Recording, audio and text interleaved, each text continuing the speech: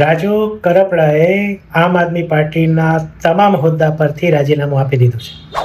આમ આદમી પાર્ટી એમને કિસાન નેતા કરીને બહુ આગળ વધારતા હતા, પરંતુ હળદળ મામલામાં એમની અને પ્રવીણ રામ સાથે અન્યોની ધરપકડ થઈ.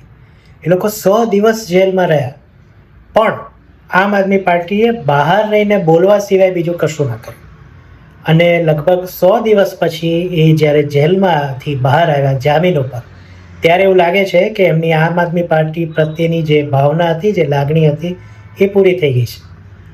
એવું કહેવાય છે કે રાજુ કરપડા એ ગોપાલ ઇટાલિયાને બહુ નડતા હતા અને આ રીતનું આખું હળદળનું ઊભું કરીને એમને ફસાવવાનું કામ પણ કદાચ ગોપાલ ઇટાલિયાએ કર્યું હોય એવું કહેવામાં આવે છે. તો શું આ બધું સાચું છે? જો એવું હોય તો આમ આદમી પાર્ટી જે ગુજરાતમાં સત્તા મેળવવા માગે છે, આમ જો તો એ કોંગ્રેસને એણે પહેલાં પાછળ કરવી પડશે.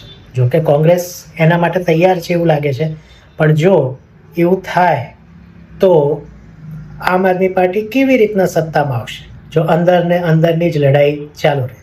હજી તો ગોપાલ ઇટાલિયા અને ઈસુદાન ગઢવી વચ્ચે શું ચાલે છે એનું કંઈ ખાસ બહાર નથી આવ્યું.